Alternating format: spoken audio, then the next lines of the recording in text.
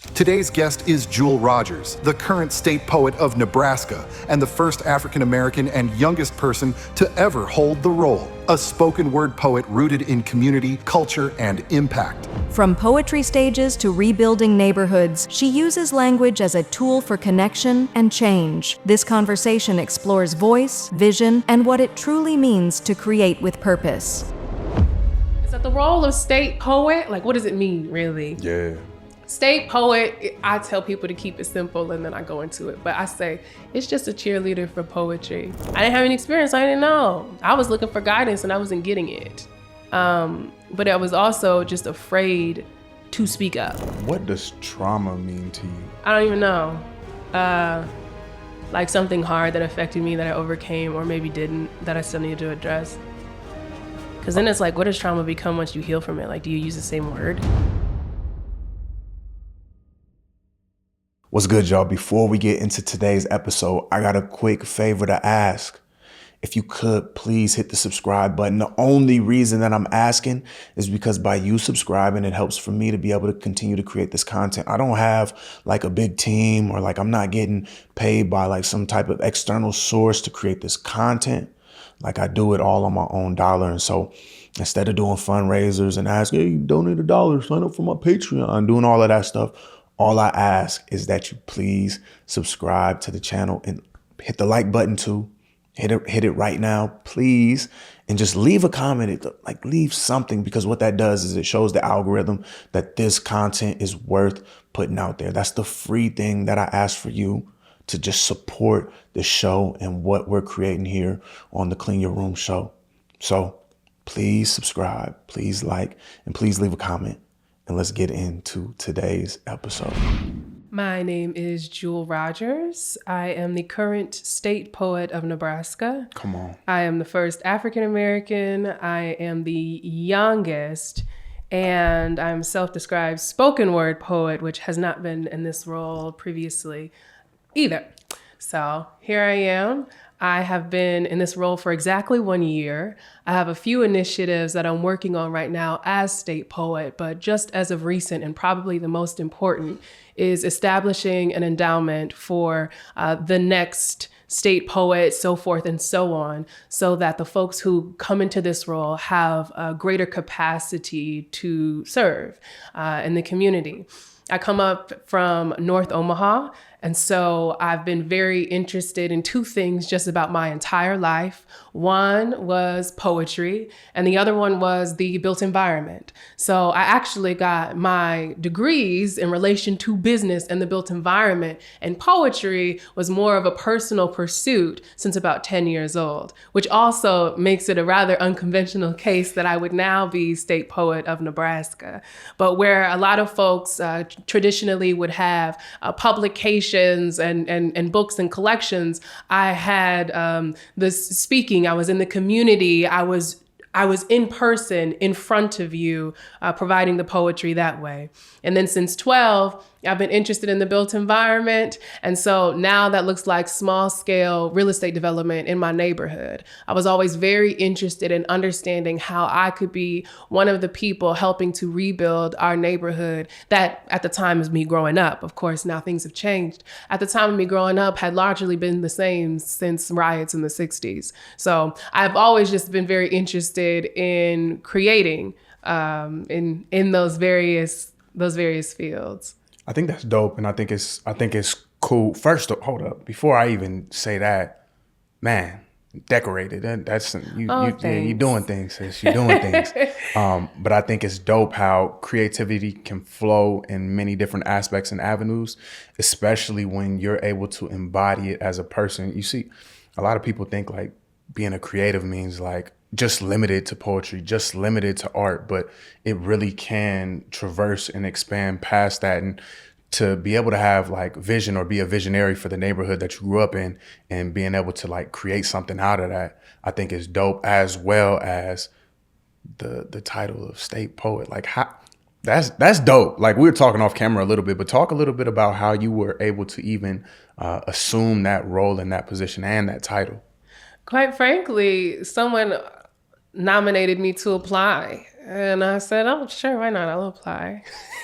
And that was it. She said, just like that. And that was it. They, like I said, they saw me in community and they decided they wanted to nominate me to apply. And I figured maybe it would be good practice or it'd be interesting to go through the process. It was just, I very rarely am turning away from an opportunity, a good opportunity to learn something. And so that to me was going to be a learning process. Now, I did not think I would become state poet. There were other folks in the running who were tenured professors, who were 2-3 decades my senior. Like, I wasn't thinking like that. I simply, kind of was I will say kind of like in the humble, like smaller position of, okay, well, this is an interesting process, something for me to learn.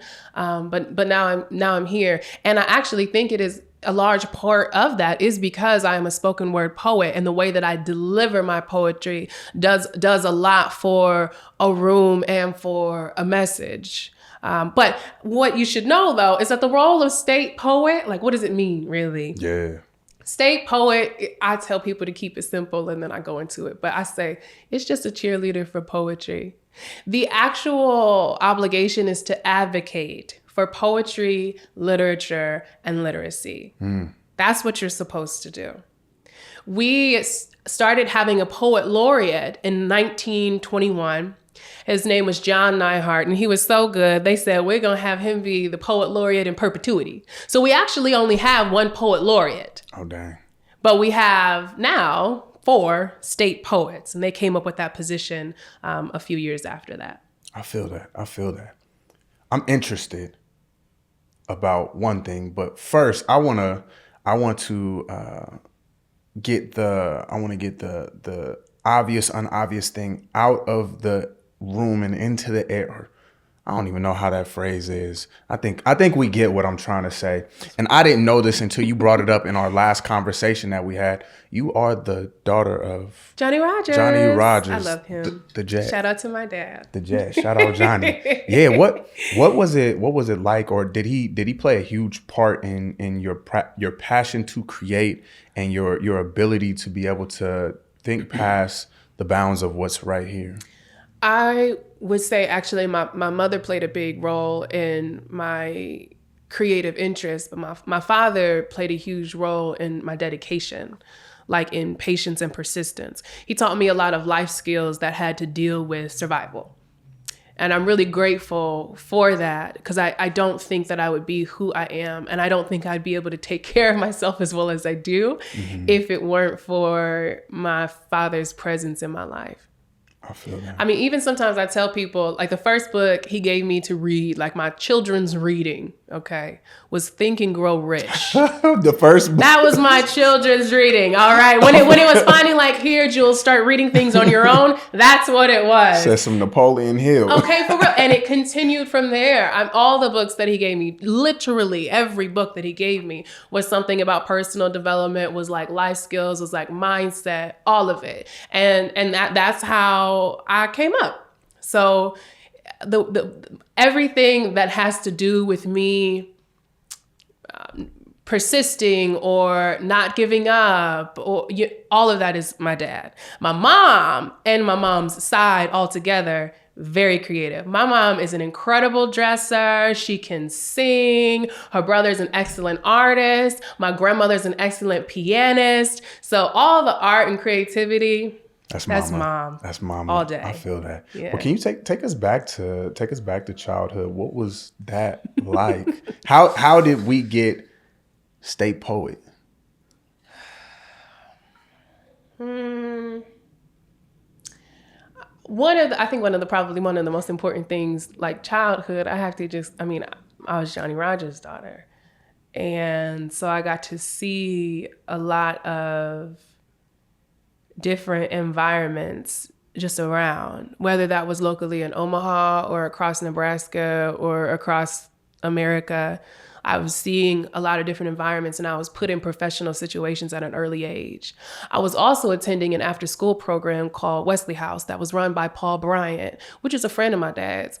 And at Wesley House, they would teach you about the stock market. They would teach you table etiquette, how to properly shake a hand, and the art of public speaking. And that's actually where I learned public speaking. If I hadn't gone to that program, I would not be I truly would not be state poet because I wouldn't have had the skill like I had in that same way. So my childhood, I was very blessed in that I was put into positions that taught me how to carry myself in the rooms that I'm in now. This video right here is your sign going into 2026 that it's time for you to book your therapy appointment. We're not pushing it off no more. We're not acting like everything is good. We're ready for real change, real improvement, and real abundance to come into our lives. And the first step is making sure you take care of this thing right here. And how you gonna do that? You're gonna click the link that's either down here or up here. You're gonna fill out the form, okay? You're gonna wait for us to give you a call, which it should happen in 24 to 48 hours. And you're gonna lock in with a therapist and start to gain that mental and emotional clarity that you've been looking for. So that every last blessing that you done prayed on and every last goal that you're hoping to start in 2026, it actually comes to fruition. Now, listen, this is not no guarantee that we are going to make everything happen for you. But what I can tell you is that if you got this, the likelihood of you achieving the things that you're telling yourself and all your homies and all your homegirls right now that you want to achieve, the likelihood, it just went up drastically. So let's take this step. Let's book our appointment. Let's get it locked in. And let's start 2026 strong at Bear Company Counseling. Let's get right. And I'll see you on the other side.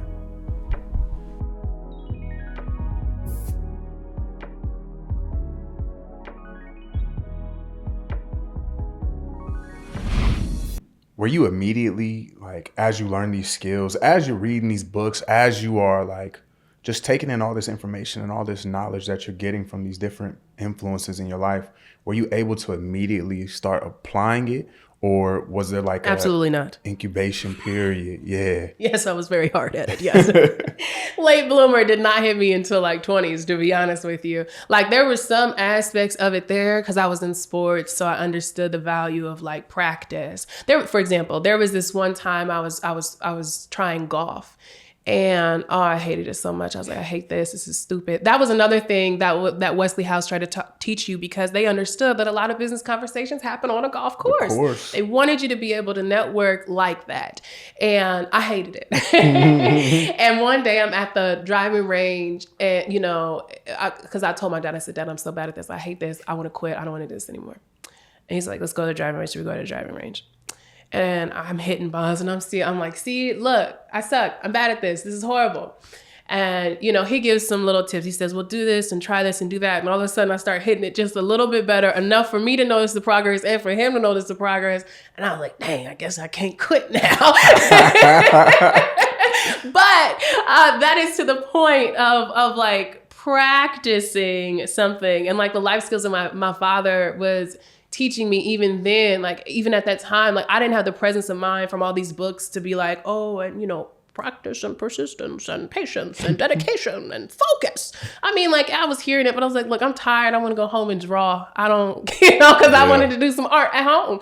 But as I got older, you know, and as it started to come about in practice in my personal life, then I just had the foundation, I had the framework. So even when I was younger and maybe I wasn't necessarily putting all those things into practice, it was there and it was growing. And over time, it became a very foundational like aspect of like growing through my adult life. Absolutely. Absolutely. I like to talk about the concept that you just explained as gardening, like all throughout our life, because our minds and we as just beings were gardens, and people and places and things are constantly dropping seeds in, and they're being watered by our environment. They're being watered by our interactions. And just because you put a seed in the ground doesn't mean it's automatically going to produce fruit, you know? And it sounds like your father and in these programs and these different things, we're putting these seeds in, and life started to life in whatever way it did. And that's the watering and the fertilization for these ideas and these concepts and these things that you were learning to come to fruition. And like, that's for everybody. That's for everybody. But sometimes along the way, as our gardens are being tended to, weeds come about. And so I'm curious for you, what were some of the weeds in your life that, as you are like having these foundational principles planted in your mind, that started to rear their ugly heads? I feel like the weeds were just like new aspects of life being a new human being on earth. You only know what you know, and every experience is like a new experience. And so sometimes, I mean, my dad would call anything distracting me from a goal, he would call it a distraction, right? And so I like at the end of the day, sure, the weeds were like distractions, but those distractions were manifested in the form of maybe an unhealthy relationship, or like a lack of communication about something, or like a bad habit, like things that, generally speaking, all of those things that I just named are things you have to sort of overcome. But I was kind of like a late bloomer. What does that mean? What does that mean? What? Late bloomer. Like I didn't get this fabulous until a few years ago. That's what I mean. So I was blooming. But for a while there, I was not. I was just kind of kicking. I was just kind of like, I don't know, just kind of bumping about, rummaging about. I always still had this sort of goal or this thing that was pulling me since 10 and 12. So I had something that was pulling me, but at the same time, it was like, oh, well, here's maybe a relationship. Like, and when I say relationship, I don't really necessarily mean romantic. I just mean like interactions with people, Facts. Bonds with people. So like, okay, so here's this little relationship that maybe is going to be a little bit harmful, or here's how I'm using my time, but this would be a better way to be using my time. Like those things happen, and those were my weeds, I suppose. But something I'm really struggling with right now is like, at the end of the day though, like I have a decision. Like even if the weed is, I don't know, even if the weed is an unhealthy workplace, let's say. My weed, I'm in this organization I'm working in, or I have this internship early on in college, and I hate it, totally hate it. And and there's not a lot of maybe like mentorship there. There's not a lot of teaching or guidance there. So, and because I don't really have the background, I'm sort of just like floating around trying to figure it out. Okay, weed, sort of, but eventually I left. Like there was a point where I was kind of like asking for help, and then I left. But both of those things, it was me making a decision. Like either like I'm pulling the weed. It's like the fact that the weed is there is not actually even the problem, really. It's like, what am I going to do about it? What you doing with it? Yeah. I feel that. Yeah. I want to dive a little bit deeper on one of the things that you said. Okay. Late bloomer. That when you said that, I was right there. I'm like, hold up, late bloomer. That piqued my interest, and I'm curious. With you identifying yourself as that, I'm going to assume, partly because we talked before, but then partly because I want to act like this is a new question and I know nothing, and the people that are watching know nothing. Yes, possibly. Yeah.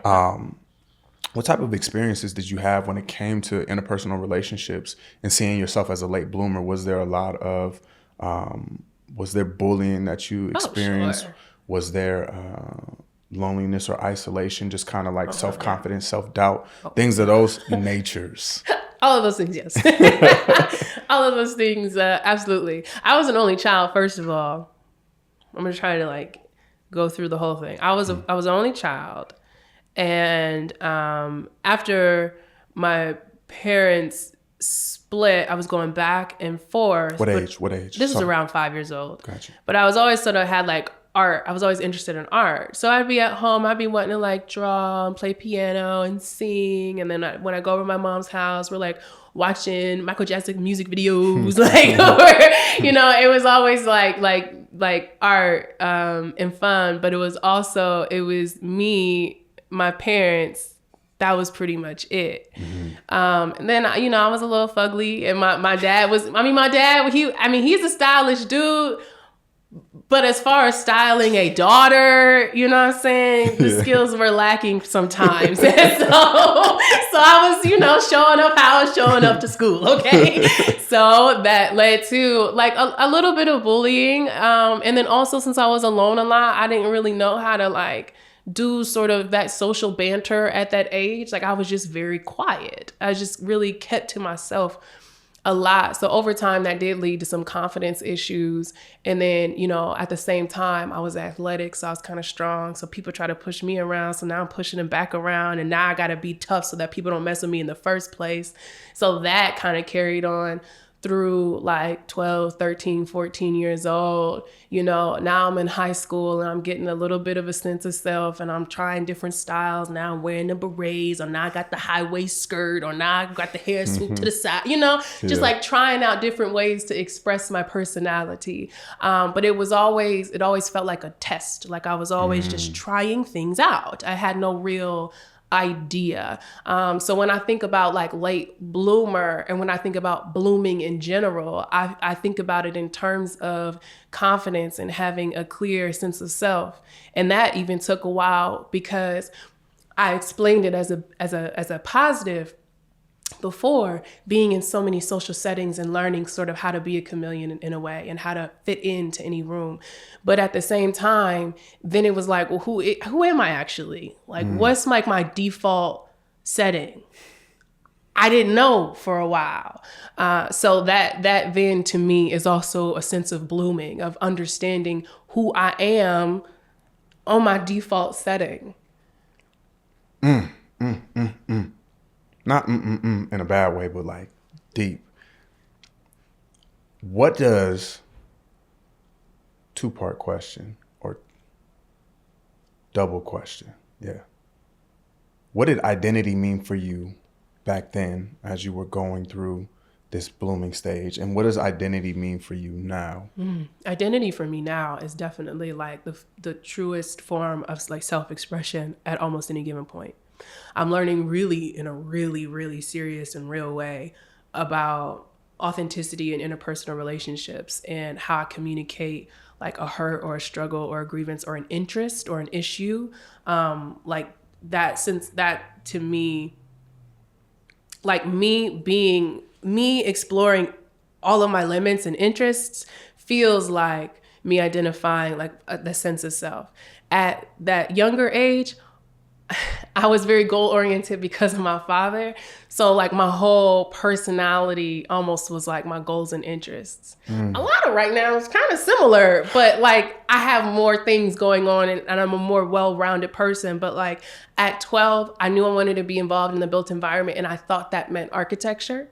And so like in high school, like not even like senior in high school, like freshman in high school, I'm staying late for the school project because we building this architectural model and I want to get it just right. And it's like 8 p.m. and they know I'm not supposed to be in there, but they let me go because it's Jewel and she's working and she's trying. Like that was me as a kid. And then I discovered in 6th grade, I was really good at like speaking. I was like, oh, I'm good at this. I'm better than the average cat around here. So then my favorite thing was always like the presentation coming up at the end of a project, like, oh, I can't wait to present. I'm gonna knock them off their socks. I'm so excited. You know, like that was my sense of self. That was my personality. Like it was like I was really interested in that. And then when on the outward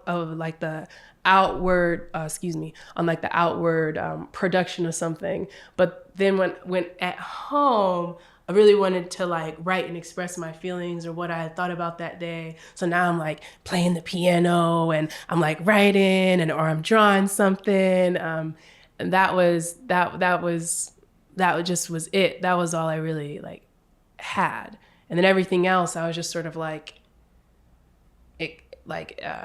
existing through or experiencing for the first time. But the things that I always came back to were like my goals and like creativity. What does trauma mean to you? Oh, I don't know. I'm not even gonna lie to you. Yeah. I don't even know. Like something hard that affected me that I overcame or maybe didn't, that I still need to address. Cause then it's like, what does trauma become once you heal from it? Like, do you use the same word? Ooh. Yeah, I truly believe. I mean, this is my belief, and I think it rings true in a lot of people's lives. Some people doesn't, but I think when trauma is like getting a cut on your arm, right? Like you get a cut, what happens? You bleed. Mm-hmm. Stings a little bit, or it might sting a lot, depending on the depth of the cut, right? But there's levels to it. You might get a scrape, a little bit of blood, big gash, bleeding out. One of them requires stitches or staples. Other one, a Band-Aid. Another one, wash it off, keep it pushing, put a little bit of dirt on it. But over time, whatever type of scar or cut that's there, or not scar, dang, I'm talking about the story beforehand. Whatever type of cut is there, it's eventually going to turn into a scar. Some scars are like clearly visible after they heal up. Others, you could barely even see it, and you might not even notice anything happened over time. But if you look deep enough, you can still see it there. It's kind of like what trauma is. You know, something happens, it affects you. There's always this representation. How visible it is depends on how deep the wound was. When you say that, that makes it, to me, like I hear that as a process.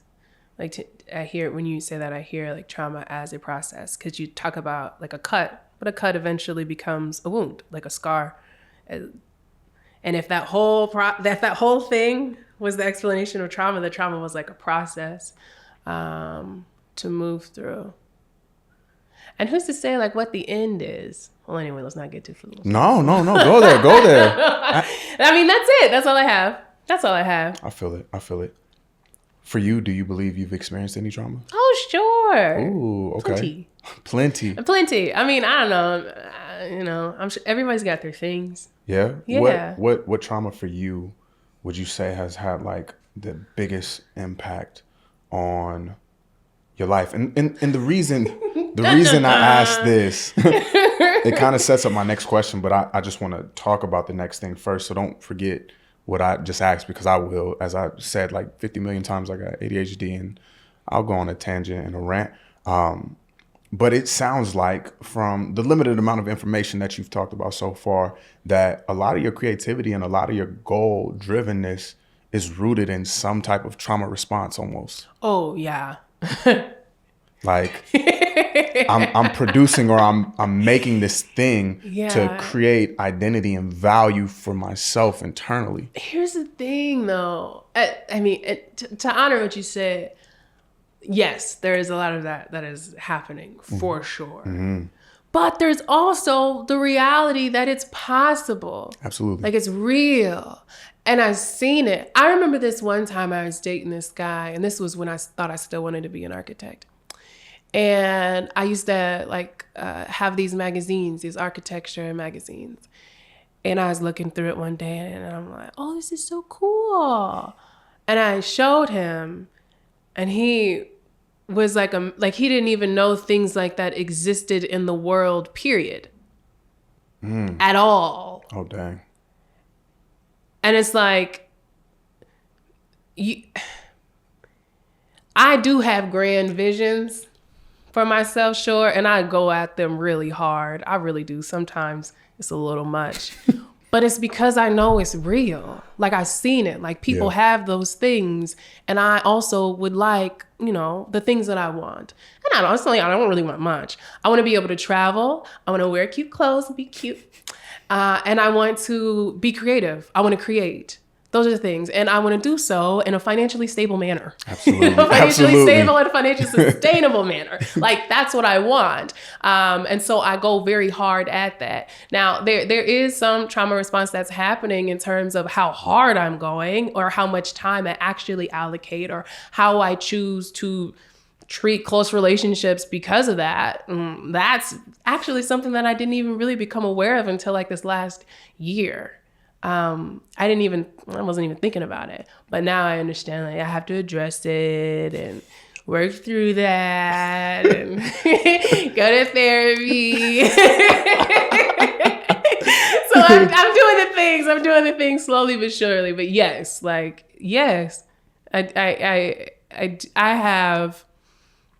don't like to say unhealthy, because at the end of the day, I have achieved so many things, and it's been wonderful. But I have a very Just say it, and then let's try to come up. Spicy. Very spicy relationship with work, with achievement, with achieving things, with doing well. Mm-hmm. Two things. I always say two things, and then I'm like, I only say one. That's okay. Two things. One, I don't believe that trauma response it's not always unhealthy. Some, like the way that we define it, there's this term in therapy, we call it maladaptive, where at one point in time, this response pattern worked, but now all of a sudden it no longer works. There's like some type of issue that it's bringing up in life. It's working against you physically, mentally. It just doesn't serve you anymore. Yes. But then also too, like when we just look at nature in general, we just look at the world around us. I think many things that are dope as hell are created from like these hard and rough situations. I think a prime example would be like a volcano, right? We don't see them erupt much, but like when it erupts and it just destroys the land around it, that's actually like breeding ground for new land to be like created over time. And so trauma is, I don't believe trauma is like this bad thing if you're able to work the process through it and like really see that the trauma was a season and it had a purpose, whatever it is. And it's when we don't see the purpose in it and we get stuck in the situation or in the loop, which if somebody is stuck in the situation or loop, not here to blame you for that because it's really real.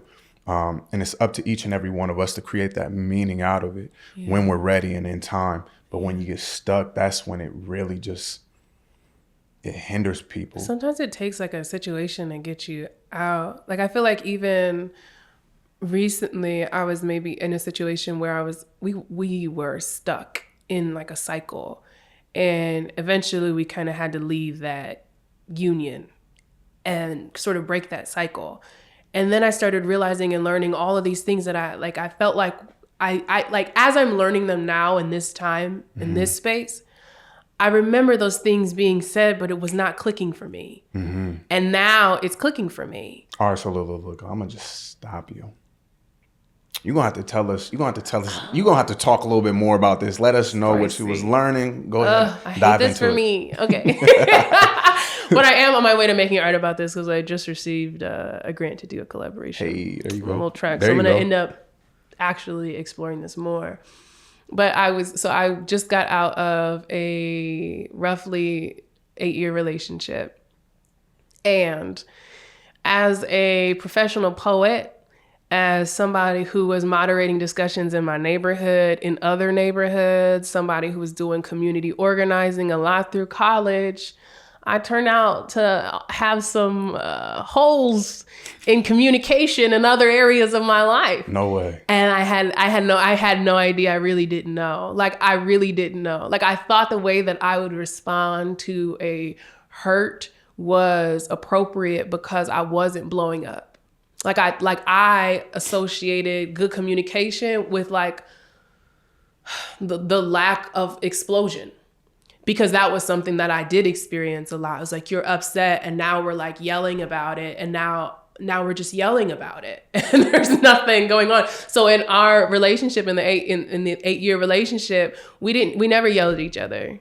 We just never did. But at the same time, I never fully brought up grievances to the point in which they could be, like my hurt could be repaired. And so I didn't leave any opportunity for him to fix anything. And so we were just angry and we were in this feedback loop and he would tell me to communicate and I'm like, I am communicating, but I wasn't communicating to the degree in which it created a mutual understanding and an opportunity for repair. Ooh. And I did not realize that until I exited the relationship, until it was like a year later and until I started dating. And then I started dating someone seriously. And then also at the same time going to therapy. And my therapist is like, girl, you can't just leave whenever you want. And I was like, oh, well, I'm having an unpleasant experience. What do you mean I can't just leave? And it was different because in the 8-year relationship, it was 8 years and I didn't just leave then. But then I thought to myself, well,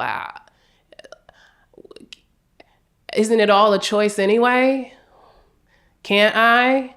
But are you leaving because it's the wrong choice? Or are you leaving because you haven't communicated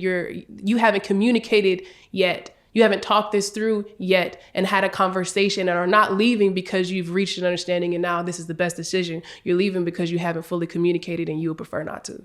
Oh, so what I hear you saying is your communication style, your attachment style, avoidant. Yeah. Oh, you was running. Oh, for sure. I didn't know though. Like because here's another thing. Okay, so this so this also kind of relates back to like this relationship with achievement and what was described as distractions. And a lot of times I feel like, you know, I was raised by my father, so I kind of feel like I'm a little masculine, not gonna lie to you. And so sometimes I look at romantic relationships as potential for distraction. And unless I feel like I have a partner, I don't really want to be engaged. Like if we're just hanging out, I'm like, I got other stuff I could be doing. That's hard. Like I'm working on being a little softer with that because that's a little that's a little spicy right there. But it's real. It's real. So I was looking at things like a distraction, and so then it was easy for me to walk away or to just not even really engage deeply because it wasn't helping me get to where I was trying to go. And why be under stress anyway? Like, why even bother? What was the specific moment for you where all of that really started to click? Like the seed that was planted bloomed and you're like, damn, I'm not communicating the best. It might have been a few weeks or a month or two in to dating this person. And I'm not sure what the grievance was, really. All I know is I said something about it. Oh, yeah, I was really, yeah, okay. He made a joke about, something. And it hurt my feelings. And then I left. Oh, dang. I left. I just kind of was like, oh, I didn't freak out. I didn't like say, oh, da-da-da-da-da-da. Deuces. I just kind of was like, oh, that hurt and it bummed me out and my mood changed. And then I left. And then he texted me and he was like, I think I hurt your feelings in this. And I was like, I'm sorry.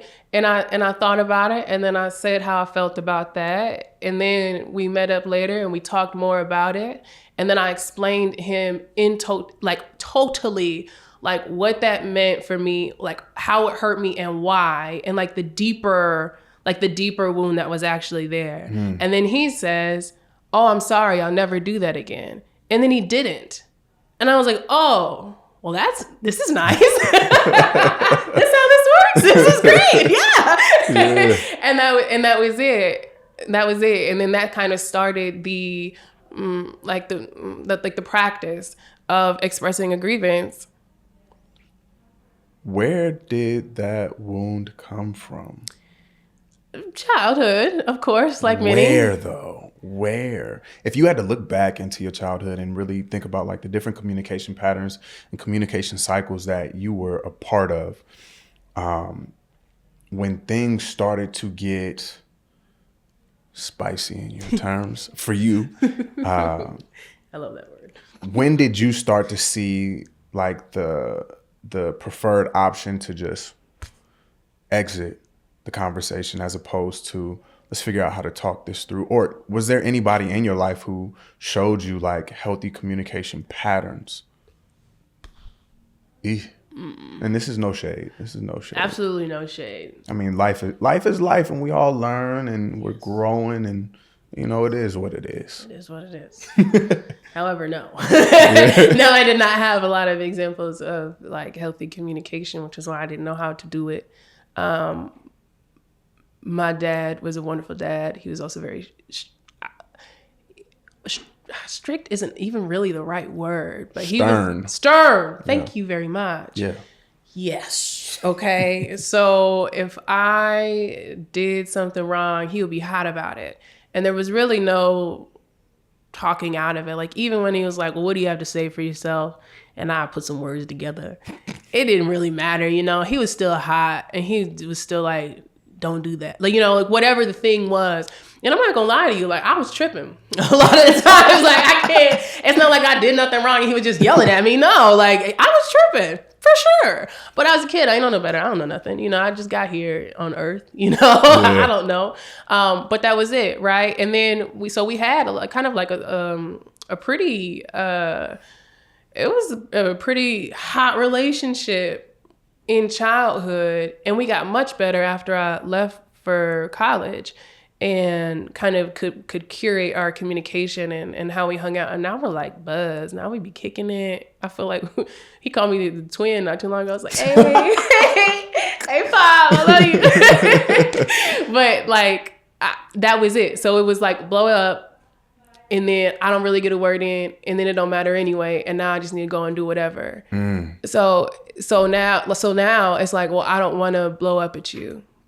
I would prefer to say nothing at all, though. That makes sense. Yeah. That makes a lot of sense. I'm curious, at what age, I mean, in hindsight, like, right, like, relationship was always good. There was just developing that, and this is with any kid, like, you're just developing, and maybe the emotions that you had at that moment, like, they were just in the moment, and like, child's brain doesn't stop developing until you're 25, and like you said, when you went to college, it was like, all right, we can talk through this. We locked in now. Yeah. But for you, at what age did you start to notice like the developmental chasm start to happen between you and your dad, where now it's like, a little bit, I don't want to hear as much from you. Like, let me just stay in my lane and do my thing. Oh, well, it was at college, because that was it. It was like, I'm living with you. Where am I going? We live here. You know, there's no getting out of that. But then, then I go to college. Well, now I'm gone. So I have like, I wouldn't say total control, but just about. I have like total control for the most part of like who I'm interacting with, how and when. And my dad's not like very, like, we don't talk on the phone every day for hours at a time or even an hour. Like, we are both very short and sweet people. And like a quick check-in is like good enough for the both of us. We would rather hang out, like be together in space, than be on the phone. So if I'm, an hour or so away in Lincoln at this time for school, or if I'm New York when I got my master's, it's like we check in, that was it. And it was good for the both of us. But it created enough distance and space almost to like give a bit of a reset. And then it just sort of happened naturally. Like we just naturally were vibing. I feel that. We talked a little bit about just like some of the things that you experienced growing up, and that self-confidence piece. You were learning different skills. You were being implanted with different knowledge pieces from the influences around you, father, after school program, all these different things. How did those contribute, or how did they harm that piece of self-confidence that you were trying to develop at the time growing up? Oh, dang. Again, love my dad. But he was very focused on sports, and he was very focused on work. And I liked art. So I wanted to draw. I wanted to play piano. I wanted to sing. Like, I was hanging out at home. And he was like, girl, get out the house, you're lazy. Quit being lazy, get out there, you need to get a job. And you need to work, do these sports, And there's some sports I was like interested in. But after a while, I get hot. I get tired of people yelling at me. I want to go home in my controlled environment and clickety-clack around. I don't want to be bothered. But I think that was harmful in my confidence. Because even now, sometimes people give me compliments and I still don't really take them very well. Because I'm like, oh, I don't know if that's really. Like, sometimes people compliment my voice. Every now and then I'll sing, and then people be like, oh, you're a great singer. And I'll be like, oh. Because I'm remembering that one time, like, Dad told me that I was not. Oh, damn. And I can't, you know what I mean? Or that, like, poetry wasn't, like, worth it, or like a real thing, like a real gig or a real job. And to be honest with you, I didn't really care, really, because I was interested in two things at one time. So I always understood, well, I can do whatever I want if I'm paying my bills. And I know that this avenue, this industry pays bills out here. So if I'm doing that and this, I should be fine. Yeah. So I didn't really but I think it was like my skills and like what I was naturally good at versus what he understood what was required to sustain your life and pay your bill. Like, my dad's a very practical guy, so he didn't mean no harm by that. He just wanted me to do all right and be good. He just wanted me to do well. So I don't really I don't really hold that like over his head ever. I love my dad, and I actually have really no hard feelings about it at all. That's just the effect that it had. Absolutely. Absolutely.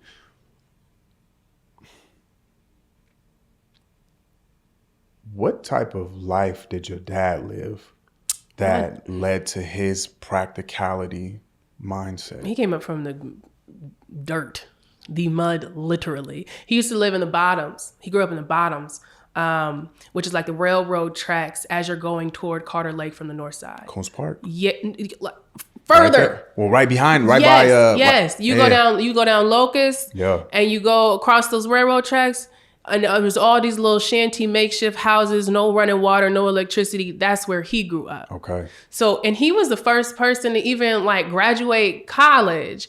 I mean, he wasn't. I think he's told me like nobody out of the family at that time had more than like a third grade education. So my dad, in a lot of respects, is like the first, and very much was in survival mode, and was incredibly gifted, very talented, and used his talents to create the life that he has now. And he was also very multi-talented. I mean, he was good at baseball, and he was good at football. He was good at basketball. I mean, he did tumbling. Like, he could do it all. And he ended up choosing football because it seemed like at the time there was more promise there for winning the Heisman and building a professional career from there on. But he was excellent at both. But he came up from nothing, and he didn't have a lot of education. Nobody was talking to him about money. Nobody was talking to him about mindset. Most people were telling him to play it safe, and he didn't. But that's where my dad comes from. So he's a little intense, but he had to be to make it out and provide all these things. And then on top of that, once he did, it was just like a whole nother level of stuff going on, a whole nother level of hardship and all these trials and tribulations. And I mean, my dad has lived like 3, 4, 5 like lifetimes. I wish if I was just rich right now, we would have to make a movie because my dad's life is crazy. The stories he has is crazy. And I liken it to the movie, like the excitement of it is like the Wolf of Wall Street. Now, totally different life, but the like excitement of it. Something always happening. Oh my gosh, he got a story for everything. Yeah, my dad, he's an entrepreneur. I feel that. Were you able to understand and kind of piece that all together at a young age, or did it take time for you? Oh, it took time. It wasn't even until I started. I stepped away from my full-time role at Notto Companies, which is a commercial real estate company based out of here in Omaha. And I was doing financial analysis there, and I stepped away in June. And it wasn't until then that I was like a month after that, and I called him. I said, "Dang, Dad, you was doing this the whole time? How?" I said, "I'm so sorry for all those mean things I said." I was tripping. I apologize. I'm like, yeah, I had no idea. Yeah, it's really hard. Yeah. Oh, sure. Yeah.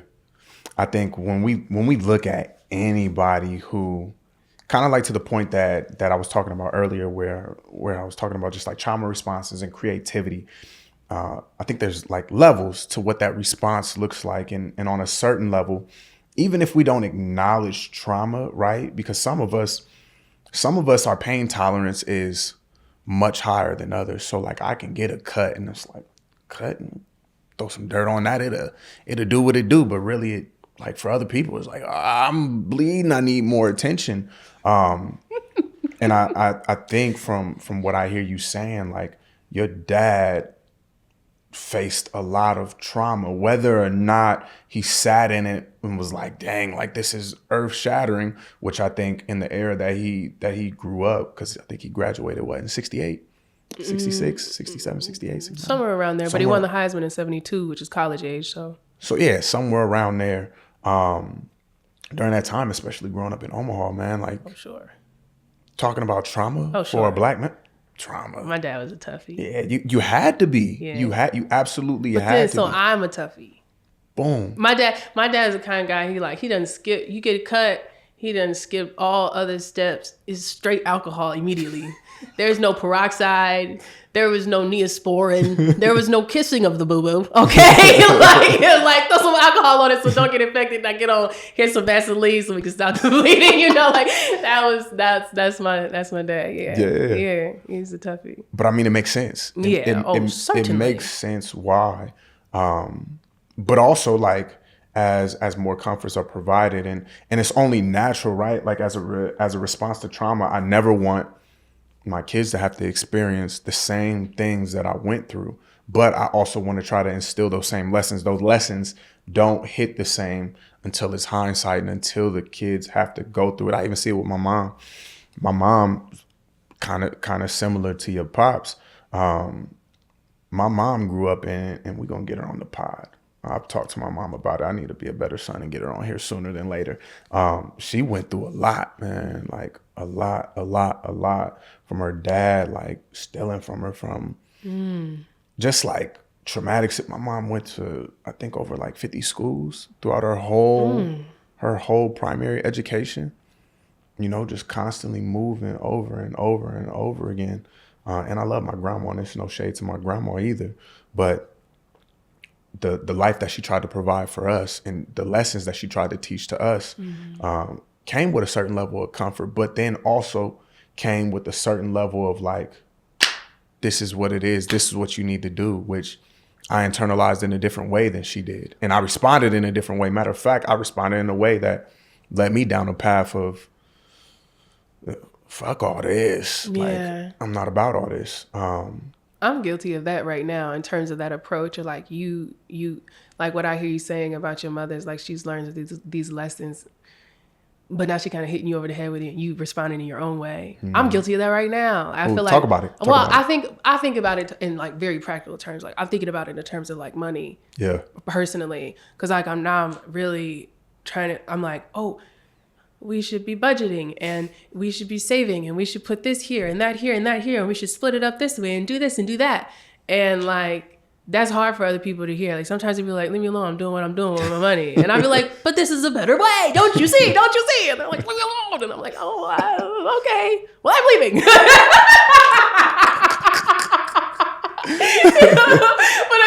I see that now, like in terms of the approach and how you share information and guidance with others is also a skill. Yes, it is. Yes, it is. Question for you. So you've been in therapy and you've been processing, working through your stuff. Was it hard for you to take that step in getting into therapy? Because I know for a lot of us, just being Black people, there's like this stigma many times around going and getting help or talking to somebody. What was the experience like for you? Not for me, and especially not as a poet, and a poet who was like all of my poetry, like very early on, it was just me expressing my feelings and things like that. But especially as I started to speak publicly, it became about motivation. It became about mindset. So who am I to not be interested in the avenues that I can explore in relation to like personal development and health, like mental health? It was never hard. And the only hard thing is like, okay, well, paying for it. Like, you know, that's it. Like the actual act of like saying, oh, I have to sit down and talk to this, you know, licensed professional about my feelings. Like, no, I'm like, please help me. I'm struggling. I don't know what's going on. Help a sister out. So, you know, I was in therapy even when I was in college, especially when I was in college, because it was kind of like free. Exactly. Yeah. So no, I had no issue with that actually. I was because I understood it to be help, and that's one thing that I think when I was growing up, my dad would always be like, "You need to be coachable, you need to be teachable." I'd be annoyed out there in the hot sun. I'm like, "Yo, I do not care." Shut the fuck up. You know, or I'd be mad. Like I'd want to be good at something right now, so I'd be like really upset if I wasn't. But my dad would always be like, "You need to be coachable, you need to be teachable," and I guess that's something that stayed in my mind too. Because now, like, I am not afraid to ask for help. I'm happy to receive help. I'm very used to being alone and doing things on my own. So I think by default, I approached things on my own. Mm-hmm. But when people offer help, heck yeah, thank you. Taking it. Yes, please. What would you say are like two big realizations outside of that communication piece that you've been able to uncover through going to therapy about yourself? Oh, one of them is like being the bad guy. Oh, I hate that for me. I'm like, what? But I'm a good person. What do you mean? But like, there are situations in which I have been the bad guy, like where I was not coming correct. It was not appropriate. I was the bad guy. I hate that. Not fun. How were you able to get to that place of like owning that for yourself? Oh, I mean, it's just the truth. I don't know. I'm not really a person who's like, someone will tell me something and then I don't like how it sounds and so then I deny it. It's like, I hear it and once it does get through and I'm like, oh, then it's just like, oh, I'm sorry.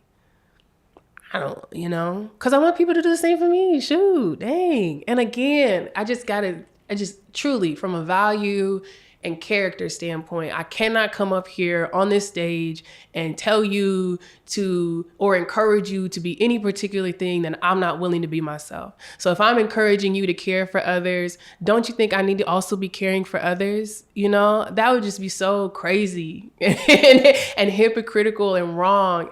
And, I'm speaking to all ages. I'm speaking to people my age, people younger than me, people older than me, but especially with people younger than me, it's like, I can't sit up here and tell you one thing and then go live another. That's just crazy. I cannot do it. And so, I mean, for me, that's all it is. There's no secret sauce on the whole accepting it. It's just like, dang. It is what it is. It is what it is. Absolutely. Yeah. Absolutely. That's number one. That's number one. Number two. Number two, realization. I will, honestly, the communication is the biggest thing right now. And like processing time. I used to take it like as like a given or a factor, like it should just be accepted that it takes me a long time to process something. Like something hurt my feelings and I needed to process it before I talk to you about it. But I'd be like processing for like 2-3 days, maybe a week. Like I'll be processing, okay? Really? And I don't need to do that. Like some words can come out immediately, or there are little things that I can do to quickly indicate hurt, to not get too caught up in the feedback loop. Like I literally can just say with my mouth, ouch. Like even that can just create enough of a pause for me to get into something, as opposed to saying nothing, shutting down, and now I'm like processing for like 7 days. I used to think it was okay to process. So I'm like, well, how you gonna tell me I'm processing? But I think through that, I've learned that like I can actually practice my way into shortening the gap. Mm-hmm. Especially, in relationship with others to preserve or grow or strengthen a relationship of any kind. Gotcha. So this makes me curious too.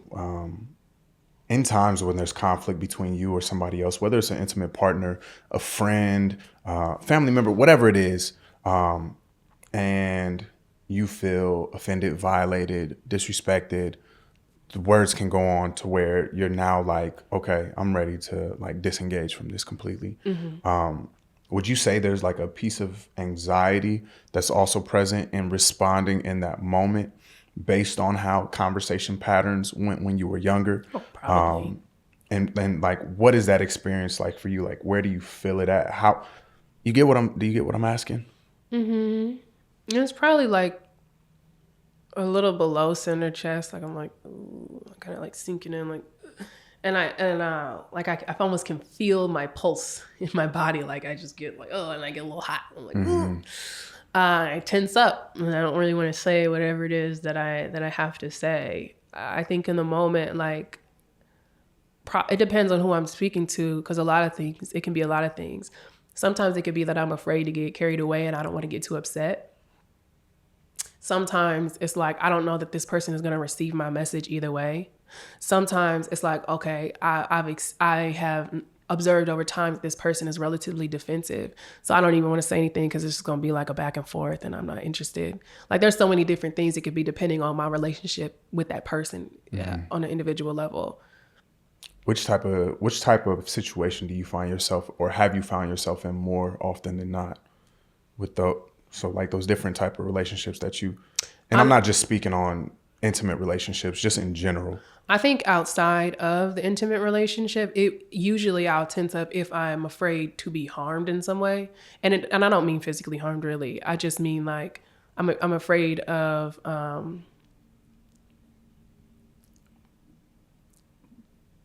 like being seen as angry or being kept from an opportunity because I said whatever it was that I was going to say. I can think of like several examples. There was this recently, I was sitting on a board where we had to make a vote about something, and I should have spoke up, and I didn't, and it sat on my mind for like 2 days. I was so upset about it. I should have spoke up about some organizations that we were considering to hold a particular position, because I felt like a different organization was better positioned, but the person communicating like didn't do that good of a job of selling themselves and why they were that good. But I knew in my heart they were the ones. Mm-hmm. They just maybe weren't getting the message across appropriately. And I wanted to, we were supposed to just vote and just blindly vote. And I wanted to say, well, maybe there should be a little more dialogue. Maybe let's have a discussion about this. Let's ask a few more questions. And I didn't speak up because I was afraid to rock the boat. And I didn't know how it was going to be received in the room. And a lot of times also I've noticed that I get nervous about being the youngest. I'm the youngest everywhere I go, almost always, even now. I've always been the youngest because I skipped kindergarten and I graduated a little early and my birthday was in May. So it was just like the timing of it, I was always the youngest. But what that meant when I got into the professional world was that, I don't know anything. I'm inexperienced. I don't know what I'm talking about. Oh, you 20 something, or you're naive, or it can't be done that way. So every time something comes up and then I'm a room of older people or elders, I think that I get nervous to say anything. My voice doesn't matter, or, they're not gonna listen to me, or it's just gonna be a back and forth, or now we're gonna have like a disagreement or an argument or whatever it is. Like, I just get really nervous about that. But I hate that. It was on my mind for like 2 days. Even now it plagues me so. truly. Yeah. And then also when I was in the corporate environment, in Notto companies, I was afraid to speak up because I was inexperienced, and I knew I was. I had just come from earning my master's degree in real estate development in New York University, and even that was such a hard experience because I was in a master's program. Everybody who was there, either they had family experience or they had workplace experience. Nobody there was as green as me. And so I'm asking questions that even the teacher think is stupid. And the teacher's supposed to tell you ain't no dumb questions. They looking at me like, dummy, what are you talking about? I mean, for real. So that was hard already because it was just a really isolating, lonely experience to be the only one, and to be the youngest, and to just be totally far. Like, I was fitting all their stereotypes in terms of the dumb little black girl walking around thinking she's doing something. What are you here for? What do you want? That was how I was being received in real time, in language, in personal interactions with people. And then I come into the corporate environment, and it was odd because on one end I was so scared and I was so green, I didn't know nothing. And on the other end, it was like, if I did ever have anything to say, it was never really well received or listened to anyway, 1, or 2, I was too upset or off-putting. And that would be like the most mild version of me. Yeah. Like, even sometimes it would be nothing at all. I'd just be sitting around, looking at stuff. And it would be like, you really intimidate people, or you're like, we don't know how, you're going to be received. We don't know what you're thinking, or you're really shy. And I was like, I just wasn't saying nothing because I didn't know. I didn't have anything to say. Yeah. I didn't have any experience. I didn't know. I was looking for guidance and I wasn't getting it. But I was also just afraid to speak up. Like, I didn't believe in my voice. I didn't believe in my confidence. I went to my master's program thinking I knew something because I was an activist in the neighborhood, left knowing I don't know nothing. And this stuff is hard. And it just was a whole situation. Hearing this makes me think of a prompt, and I want to know what your response to this prompt is. I have to prove my value and my worth to others in order to be accepted. Maybe in order to be accepted in their space. if they have control over it, yeah. But I personally think I'm great. Facts. The reason that I asked that, and I'm open to pushback. I'm open because these are just assumptions that I'm making, and assumptions are they make an ass out of you and me. Yeah, I've heard that before. You know what I'm saying? But fuck it. I'm assuming that at a young age, like, part of you wanted to prove your worth to your dad subconsciously. Even how you decorate him. I mean, at the end of the day, like, I think there's a different relationship, right? Like, that's my dad, like, whatever. But you decorate his experience in his life, which any kid should. But that motherfucker got the whole jewelry store on. You know what I'm saying? It's just like from how you explaining it, and like, even, and we talked a little bit about this off camera before, even if it's like not a lot of like upfront in your face pressure there still is like this internal pressure that could be there, because it's like, I'm born from greatness, so I'm gonna be great at whatever it is that I do. And so I'm assuming that there's a part of you that feels like you have to prove yourself, or you have to prove your worth in whatever aspect or avenue or medium that you choose to, in order to have value there. And if you don't prove yourself, then there's a certain level of anxiety that you experience. Not defeat, just anxiety. I've never thought about it deep enough down to my dad. I know that in real time right now, I feel the need to prove myself to, for example, all the more experienced and maybe even institutionally educated literary professionals. Because I'm coming into the role as state poet, as someone who does not have a higher education in literature at all, and also practices an art form that even in the conversation during the judging was not seen as legitimate. Like, spoken word was not like seen Which is as crazy. legitimate in that space. Yeah. Because where are her publications? Like, where is her word in print? Not necessarily like, where is her word in community? Luckily, I made it through that discussion, but I am in real time in terms of trying to prove myself to people. I think for sure I'm trying to prove myself to those folks. Mm-hmm. And I think sometimes I do validate that side by side with like, well, in my efforts to validate, or in my efforts to meet up to expectations or prove myself, I'm going to learn new skills and I'm going to be even that much better. So like, this is great. This is a win-win. Yeah. I think maybe there's like some justification happening there. Like, I'm justifying something that maybe isn't super healthy, but at the same time, like, I genuinely do feel like, yeah, then I'll be like better for it. And I don't mind that in particular. And then even when I was at NADO, like, I wanted to prove myself. I wanted to be really good at the thing I was doing. I mean, that was like a sink or swim environment. It's like, either you gonna be here, you're not gonna be here. There's no training involved. So when I got there, I was like, ooh, I need to learn a skill like immediately. Like, I need to get the thing that the jewel does that thing. And so it was financial analysis, because I knew that I could teach myself that. I knew there was resources online for that. Like, I could teach myself financial modeling so that I could be utilized in the workplace for our financial models for thinking through development projects. I did that. And then I always wanted to prove myself. So now I'm like staying late. I'm doing the most. I'm doing the absolute most. I knew nothing about just kind of like sit idle and let them fire you. Like, that just doesn't even cross I don't even know what you're talking about over there with that. But even in that regard, it was like, I was trying to prove myself, but I was trying to prove myself because I wanted to do well. I wanted to keep my job. Mm-hmm. I don't know. I do feel like, of course, probably it is linked to my father and to childhood in some way, but I can't help but also see like all the benefits. Absolutely.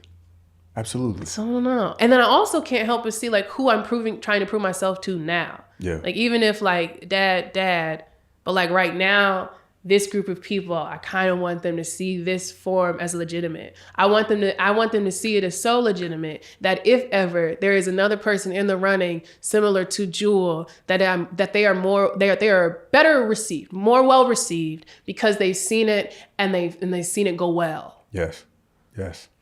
Two things can always be true. Two things can always be true at the same time. Want to pivot just a little bit. You talked about spoken word being your thing. Yeah. How did you get into that? Like Wesley House. Well, two things. Okay, so Wesley House taught me the art of public speaking. Yes. But at around 10 years old or so, I actually came across a book of Maya Angelou poetry. And I'm not sure if my mom had it in her library, because she used to be an avid reader. I promise you, all the things like, shout out to mom for real. But I that was how I learned what a poem was. So that's what happened at a very early age. And then once those two things came together, it really clicked for me. I was in 6th grade and we all received an assignment. The assignment was to write a poem. Well, I knew what a poem was, so I wrote it. It was great.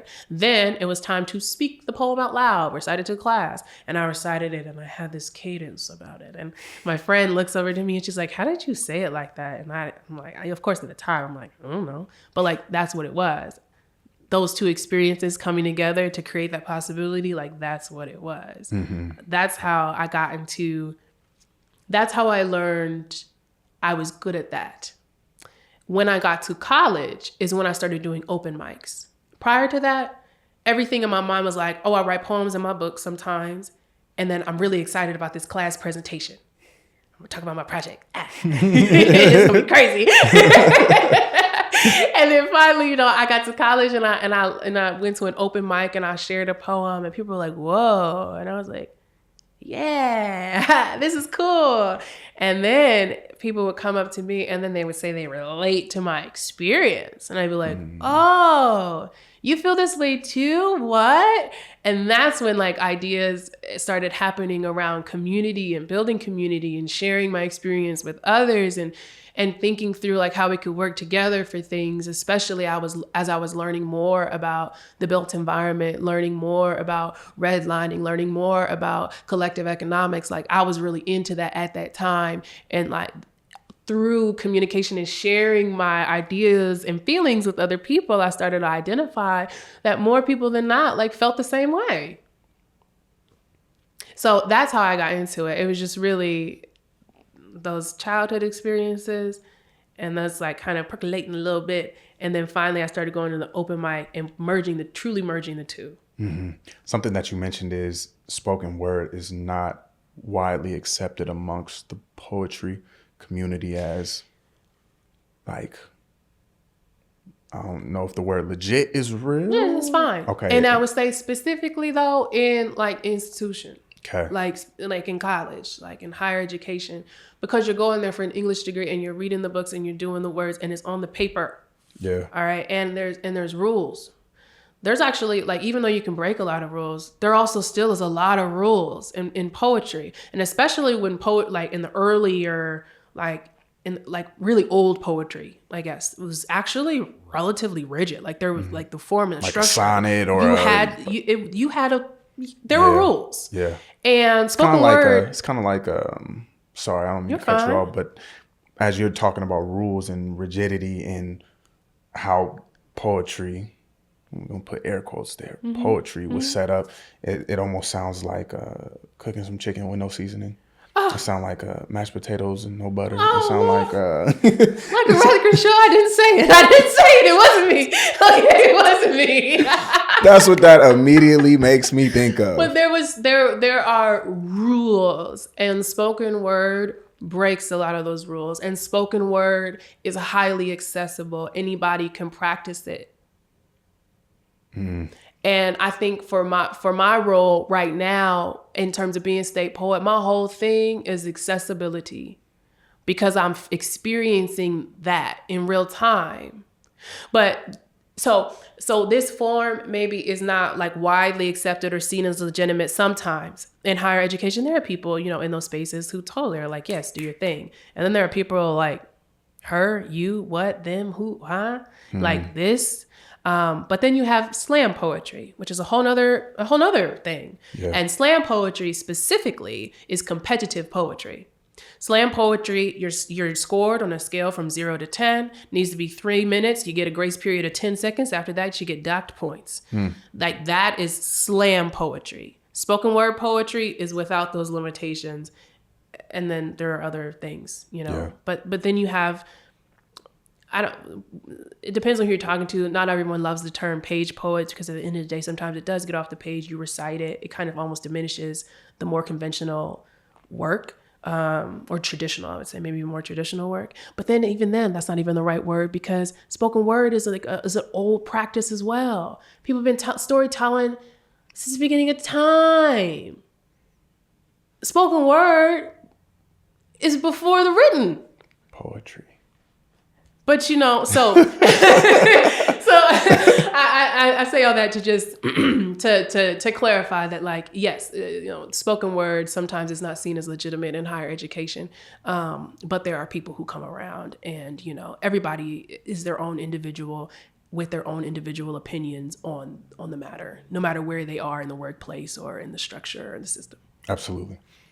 We're getting close to time. I want to know for you, what pieces or bodies of work that you've created really resonate or like really stick out to you, or like you're like that this one that I did right here, or these ones that I did right here, like these were my ones. There's a couple. So as I was getting introduced to myself, as I started doing the whole blooming, entering college, I started working at this organization called South of Downtown CDO. And this was after I started going to open mics, and so I had my voice and I was saying my things, and I was learning that people were identifying with the things that I was thinking about in terms of community care and growth in our neighborhood. And we were hosting these discussions, but they all seemed like they needed to be so politically correct. Like it always felt like we weren't really saying the thing. So I decided I was gonna host a conversation, and I called it Think. And it was a 5-part traveling discussion series that moved all across Lincoln. And I created these little videos as a way to promote the series. And they would be like mini poems. And then I was like cutting video and editing the video to it. And then I was putting a little sound to it. And then sometimes I would have like a little skit going on. And then that was like how I was promoting this conversation. And it wowed everybody. Everyone was like, what is this? What is this? I gotta show up. What is going on here?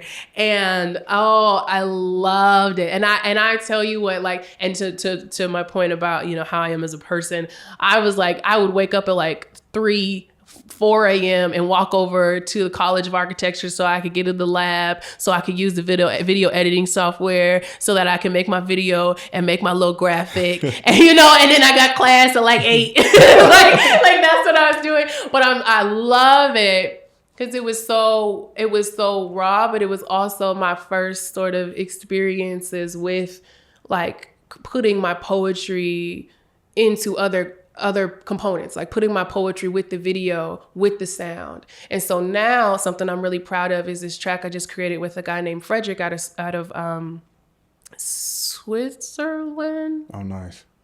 Switzerland. Somewhere out there. Somewhere out there.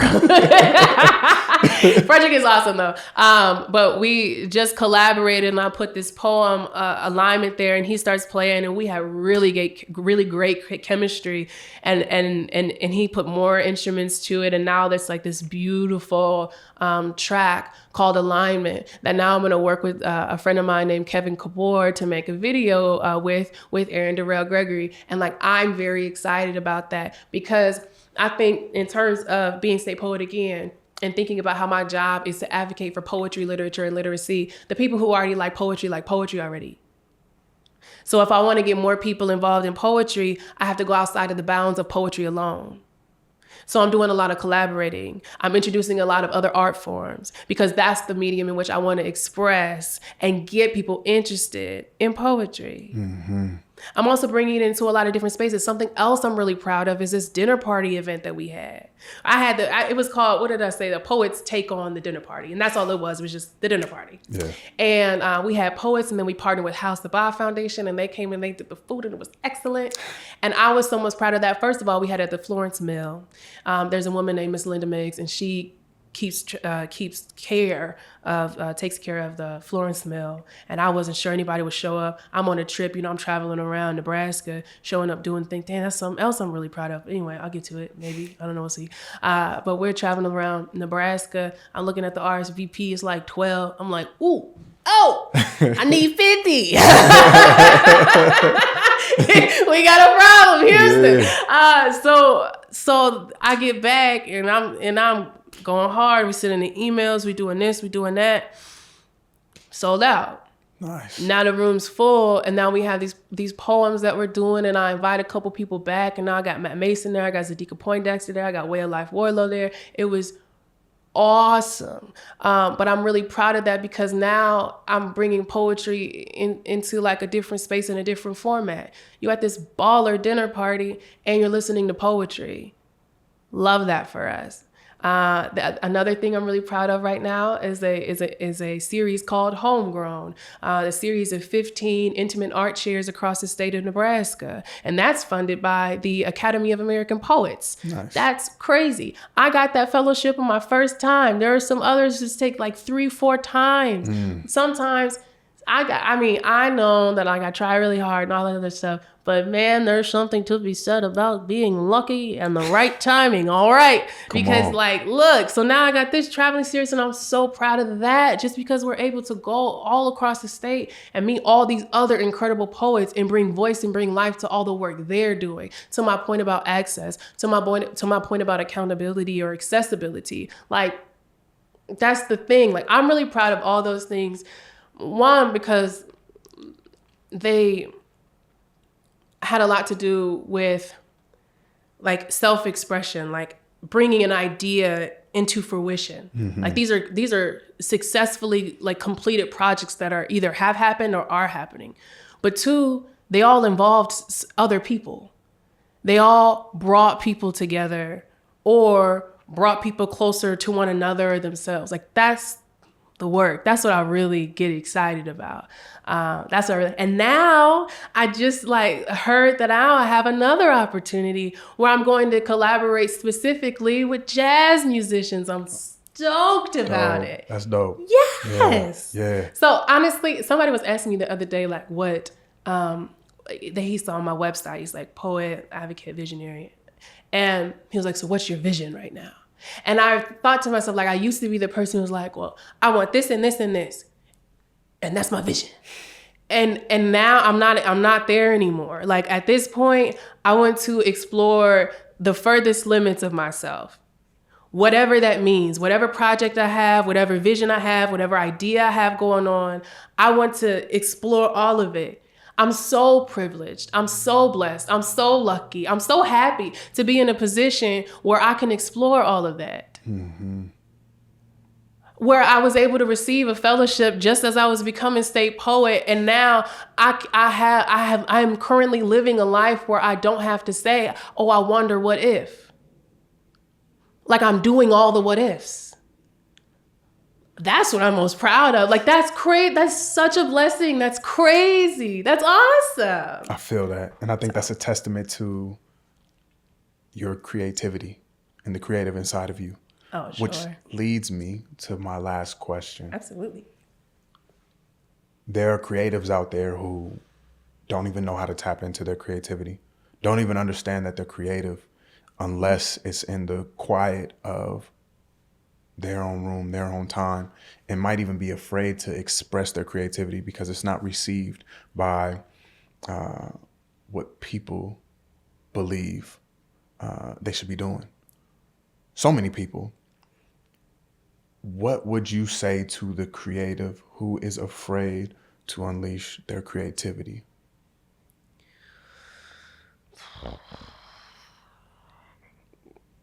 Don't settle. Don't settle. You have this one life. My dad used to say, life is hard, and then you die. And it's like real. Why not? And if your answer to why not is like, because I do not have the money, well, that's a fair why not. Or there are real limitations that will bar you from being able to do things that you want to do. But you should never let it be yourself. Don't you got enough going on that you got to fight through every day? And then you too? There's enough to fight already. Don't let it be yourself. So if you're afraid, like, you got to honor that that's your fear, that you are stopping you from doing these things, or you're uncomfortable with the level of discipline or persistence that something may take, or you're afraid of clarity. Like, whatever it is, it's like, it's self-inflicted. There's all these other things that are being inflicted upon you that are totally out of your control. So you might as well lock in on what is in your control and identify what's going to bring you fulfillment and happiness. Because it's in your control and it's your life. And you have this one, and then you die. Like, why not? Why not? There's so many other beautiful things that happen when you explore how far you can go. Why not? Wise words. I appreciate you. Excuse me. I appreciate you for coming on the show.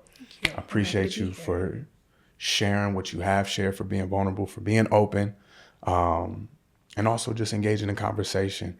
And I appreciate all of y'all for who tuned in to another episode of the CYR podcast. Because when you clean your room, you change your life, you can create your reality, and you just might be able to create your resilience. We out. Ooh, what you thought? That was good. That was really good. Great. Yeah. You made it to the end. I hope you enjoyed today's episode. If you have a story, though, that you're wanting to get out there and you feel like your life and your testimony could have an impact and really change the lives of hundreds, thousands, millions of people just by them hearing it, I want to give the opportunity to you to be able to be on the show.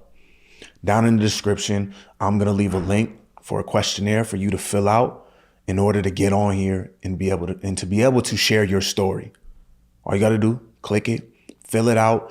If you just put a couple of words on there, it's going to be hard for me to really see if that story is worth putting on here. So really go into detail when you answer these questions. But this is the opportunity for you to be able to come on the show and showcase your testimony, because I believe testimonies are powerful. I had somebody in here just the other day and they were like, I realized once I was able to own my story, it no longer belonged to me. It belonged to the people who were meant to hear it so that they can be helped from it. And so if that's you and your testimony and your story is meant to help somebody, fill out the link down in the description and let's get you on the show. Thanks for tuning in.